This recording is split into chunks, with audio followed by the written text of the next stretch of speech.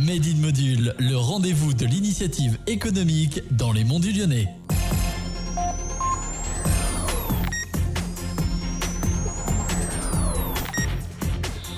Elle aurait été source de nourriture pour les Aztèques, qu'il appelait alors excrément du rocher. Elle contient 2 fois plus de protéines que le soja et 3 fois plus que la viande ou le poisson. Elle, c'est la spiruline, vitamine, bêta-carotène ou fer. Cette microalgue de couleur bleu-vert est produite par environ 150 fermes artisanales en France.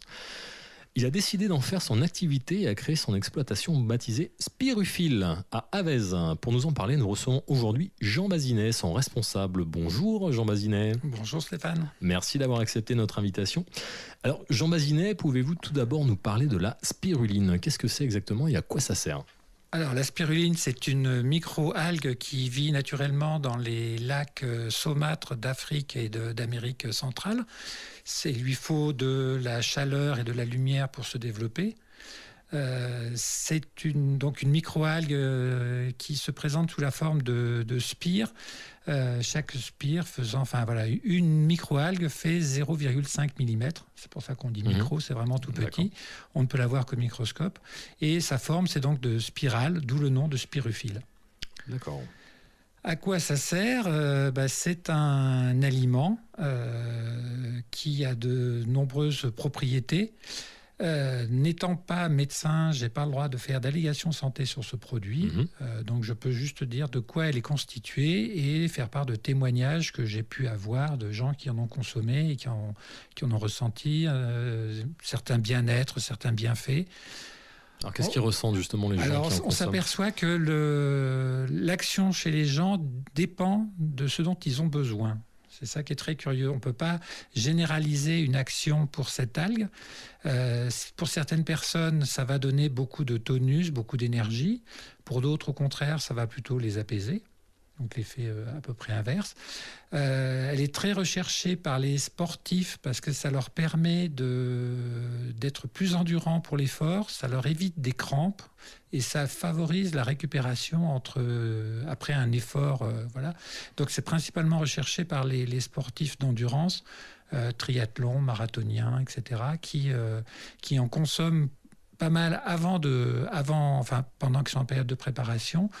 Pendant les courses, puisque c'est pas un dopant, c'est un aliment, donc ça rentre pas dans toute la catégorie des EPO, etc. Donc nous, entre nous, on dit que c'est un EPO naturel. Mais c'est un aliment. C'est un aliment, ça reste absolument un super aliment quand on prend un super aliment, puisque c'est une notion qui a été souvent employée de super aliment. Pour vous donner un exemple de ce super aliment, l'UNESCO l'a qualifié de l'aliment le plus riche après le lait maternel. Bon. Parce qu'elle est constituée de protéines, à peu près à 60%, de vitamines, on retrouve à peu près toutes les vitamines, sauf la vitamine C. Donc, on conseille du coup de la consommer avec un jus de fruits, avec un fruit pour cet apport de vitamine C. Il y a énormément de minéraux, avec des dosages assez importants. Le principal, c'est le fer. Donc voilà. Il y a des pigments. Donc vous avez parlé du bêta-carotène. Il y a aussi la chlorophylle, la phycocyanine. Et surtout, tous ces éléments mis ensemble se renforcent l'un l'autre. Donc agissent en synergie les uns par rapport aux autres. Donc c'est donc que des éléments naturels. Donc qui sont plus favorables à l'organisme que de la vitamine de synthèse.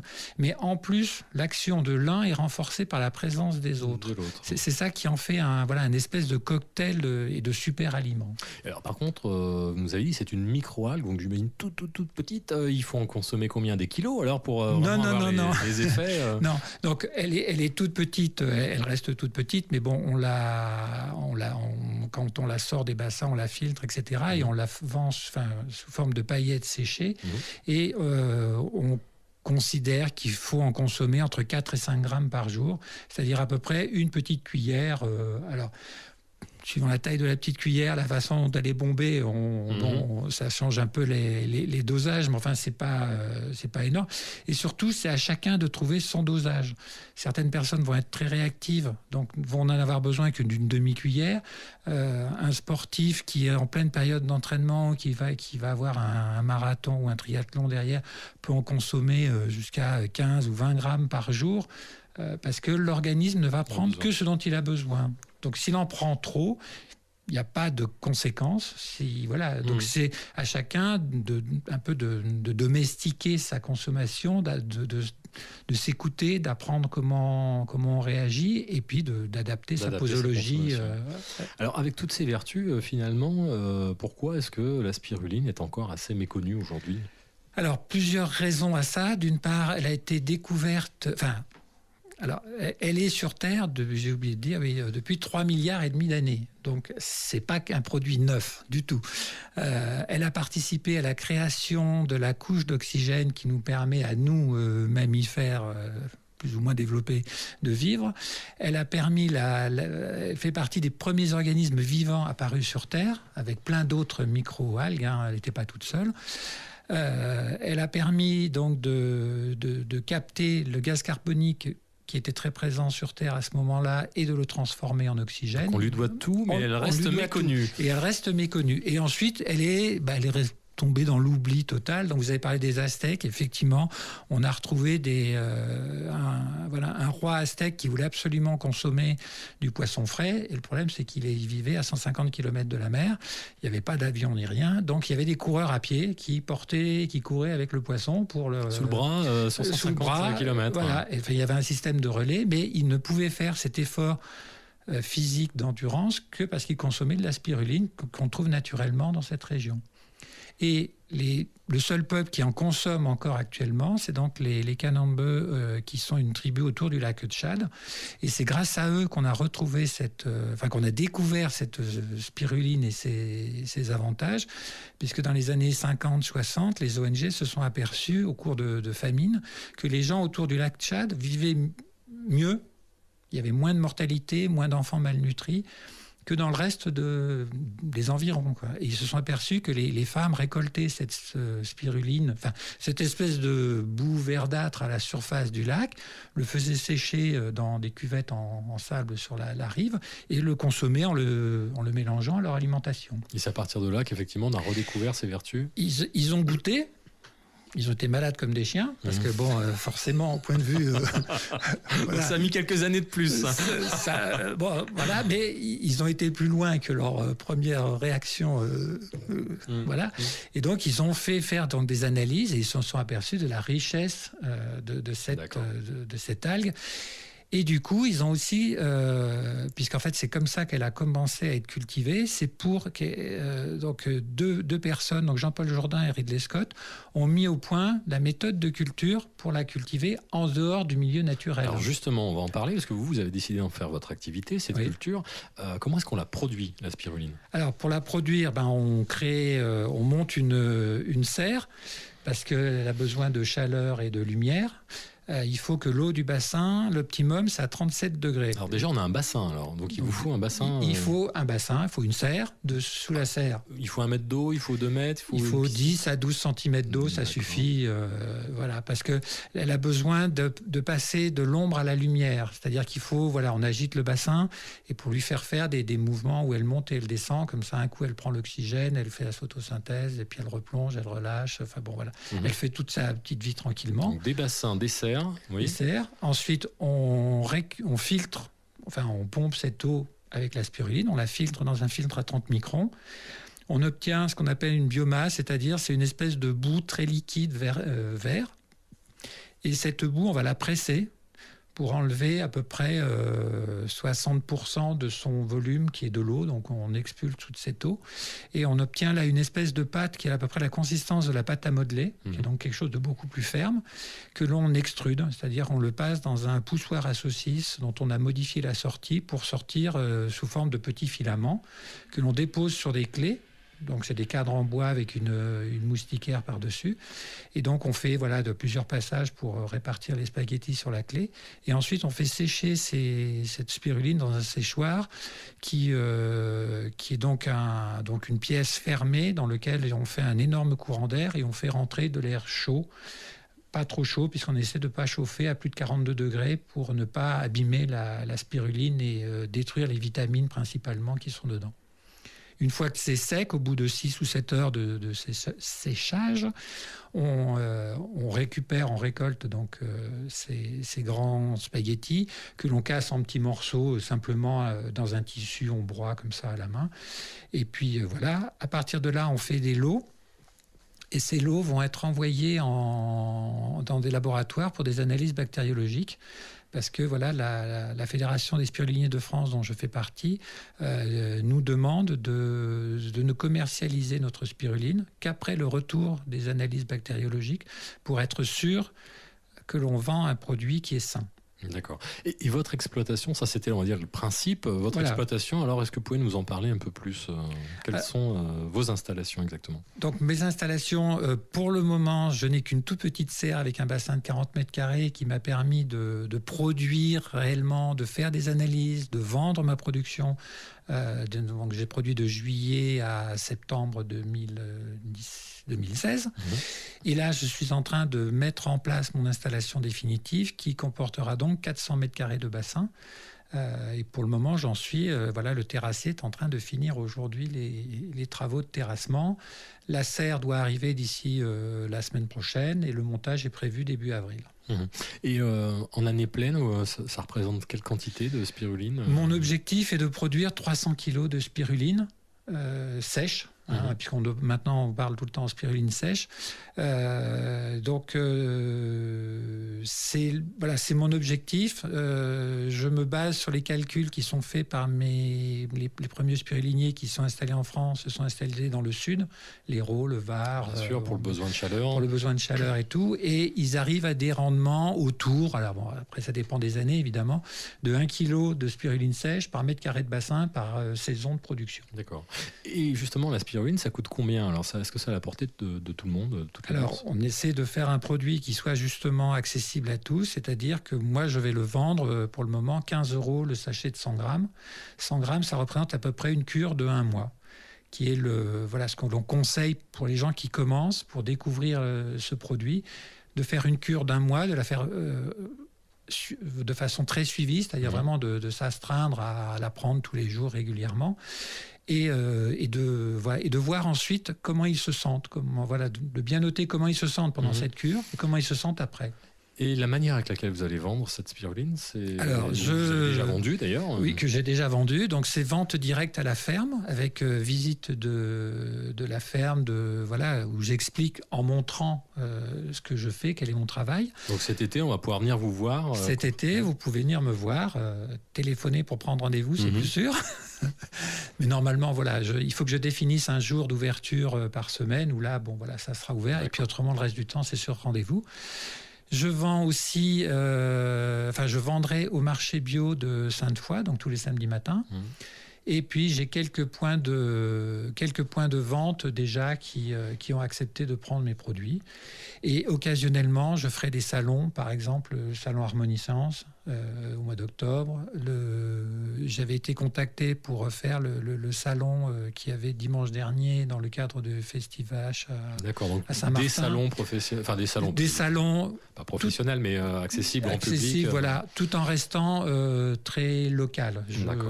Mon projet, c'est un développement local, durable, donc je ne veux pas aller faire des centaines de kilomètres pour vendre ma spiruline. Alors Jean Mazinier, on va tenter de dresser votre portrait, comprendre comment vous êtes arrivé à la spiruline. Alors quelles sont les grandes étapes de votre parcours professionnel? Alors, je ne viens pas du tout du monde de la spiruline, ni du monde agricole. J'ai commencé ma carrière comme enseignant d'histoire-géographie après avoir fait une licence de géographie. Je me suis aperçu au bout de quelques années que je n'avais pas la vocation et que j'étais en train de ne pas aller bien moi et de répercuter sur mes élèves qui étaient pour rien mon mal-être. Donc j'ai laissé tomber, j'ai donné ma démission de l'éducation nationale et je me suis recyclé dans le transport et la logistique. Donc j'ai fait un DUT à Évry. Suite à ce DUT, j'ai trouvé du travail dans un laboratoire pharmaceutique, puis chez un transporteur routier où c'était des CDD qui m'ont permis d'apprendre un certain nombre de choses, de rencontrer des gens très différents, d'apprendre à réagir très vite dans le monde du transport de marchandises, où c'est très violent, c'est assez viril, mais en même temps excessivement chaleureux. Donc ça a été une période très enrichissante humainement, mais très mal payée. Enfin voilà. Vous avez tourné la page. J'ai tourné la page. J'ai eu la chance d'être pris dans un bureau d'études spécialisé en transport urbain de voyageurs en région parisienne, où j'étais chargé de développer le département de la communication, c'est-à-dire de permettre aux entreprises de transport en bus de développer l'information voyageurs sur les poteaux d'arrêt, donc faire des plans de ligne, faire des plans de réseau, faire des horaires qui soient diffusés sur papier, que les gens puissent savoir par où passer le bus, etc. Parce que c'est un monde un peu spécial. Tout ça a duré 3 ans parce que c'était subventionné à hauteur de 100%. Et quand il n'y a plus de subvention, les entreprises ont arrêté. Trouver autre chose. Et donc là, j'ai été licencié pour raisons économiques. Ça tombait bien pour moi. Je voulais aussi faire autre chose. Et là, j'ai monté mon entreprise de cartographie et de communication. Et pendant 10 ans, j'ai travaillé donc pour mon entreprise, à mon compte, à la maison, ce qui m'a permis de m'occuper de mes enfants qui étaient en bas âge à l'époque. La découverte de l'indépendance, de l'entrepreneuriat, où on est entièrement responsable de tout, où on peut se féliciter de ses réussites et s'engueuler de ses échecs. Est-ce que c'est là que vous avez découvert la spiruline alors ? Pas du tout, pas encore. Alors, j'avais dit les grandes étapes. Vous avez beaucoup d'expérience. J'ai beaucoup d'expérience. Donc au bout de 10 ans, j'ai été obligé d'arrêter parce que il y a un virage technique que j'ai pas su prendre dans le domaine de la cartographie, que j'ai pas voulu prendre non plus. J'ai réussi par les relations que j'avais à être pris dans une société de prestation de services qui était basée en région parisienne, qui au bout de 2 ans a été rachetée par une grosse société de prestation de services lyonnaise. Et on y arrive, vous arrivez sur la... Je vais arriver à Lyon. Donc j'ai réussi à avoir une mutation à Lyon, pour des raisons familiales. Et quand dans cette entreprise, un jour, il y a un de mes collègues qui est parti en mission pendant plusieurs mois, qu'on n'a pas revu pendant plusieurs mois parce qu'il était chez son client. Et puis un jour, il est revenu au bureau et on s'est dit, Franck, il a bien changé. Il y a quelque chose, je sais pas. On savait qu'il était content dans son boulot, mais on se disait, alors il dit, Franck, qu'est-ce que tu as fait ? Qu'est-ce que tu fumes ? Ça, toutes les questions bêtes dans un bureau, quoi. Et il nous dit, non, simplement, j'ai découvert la spiruline et je fais une cure de spiruline. Alors nous tous, spiru quoi ? Évidemment, parce qu'on ne connaissait pas. Donc il nous explique ce que c'était, il nous explique comment c'est produit, etc. Donc revenu dans mon bureau, vite sur Internet, spiruline, je cherche, je retrouve ce dont il nous avait parlé, et je découvre la Fédération des spiruliniers de France, donc qui est un regroupement des premiers spiruliniers qui sont installés en France à partir des années 2005-2010. Et qui se sont regroupés en une fédération pour se défendre, etc. Et qui ont une éthique et une charte qui vous a convaincu. C'est des valeurs qui vous ont intéressé.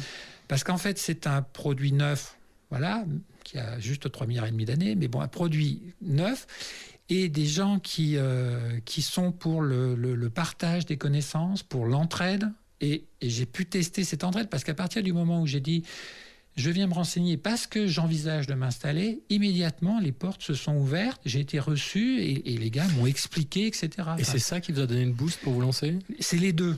C'est le produit et à la fois c'est rassurant de se dire qu'on peut être accompagné par des gens qui le font, parce qu'au lieu de se lancer tout seul dans le vide comme ça, et puis j'ai trouvé ça tellement merveilleux dans notre monde où c'est un égoïsme forcené, où chacun tire la couverture, se bat pour tuer les autres, alors que là, on se bat tous ensemble pour développer ce produit parce qu'on croit en ce produit, on veut le faire connaître, C'est peut-être un peu utopique, mais moi je fonctionne comme ça.